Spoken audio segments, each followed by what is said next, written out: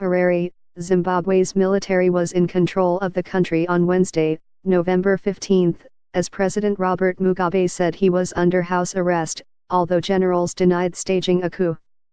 Mugabe's decades-long grip on power appeared to be slipping as armored military vehicles blockaded parliament, soldiers took up positions at strategic points across Harare, and senior soldiers commandeered state television to broadcast a late-night address. The president and his family are safe and sound and their security is guaranteed, Major General Sibusiso Moyo said. We are only targeting criminals around him who are committing crimes. As soon as we have accomplished our mission, we expect that the situation will return to normalcy. Moyo added, this is not a military takeover of government. Their shock announcement was later followed by heavy gunfire close to the 93-year-old president's private residence, and prompted angry responses from around the world.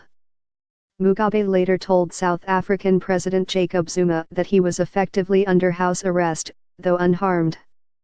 Several supporters of Mugabe and his wife Grace are reportedly in military custody. Pretoria said it would deploy a military and intelligence delegation to Harare to help broker a resolution to the crisis on behalf of Southern Africa's regional bloc. The Southern African Development Community said it would hold an emergency meeting in Botswana on Thursday to discuss the situation. South Africa, the European Union, the United Nations and Britain, Zimbabwe's former colonial master, all called for restraint. Britain's Foreign Minister Boris Johnson warned against handing power from one unelected tyrant to the next. Collision course. Zimbabwe's army was set on a collision course with Mugabe last week when the ailing leader abruptly fired his vice president Emmerson Mnangagwa, a linchpin of the country's defense and security establishment. Mnangagwa, 75, was previously one of Mugabe's most loyal lieutenants, having worked alongside him for decades, but he fled to South Africa following his dismissal and published a scathing 5-page rebuke of Mugabe's leadership and Grace's political ambition. Army Chief General Constantino Chiwenga gave an unprecedented press conference on Monday, flanked by dozens of officers, and warned Mugabe that he would intervene if he continued to purge the ruling ZANU-PF party of leaders like Mnangagwa.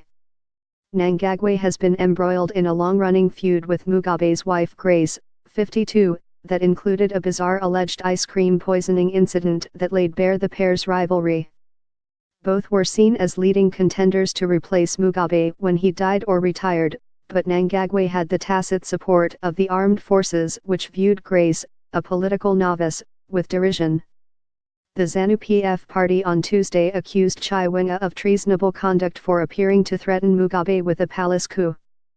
Speculation has been rife in Harare that Mugabe had sought to remove Chiwenga, seen as an ally of Mnangagwa's.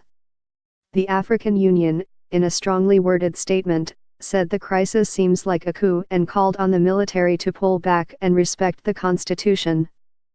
Need a fresh start.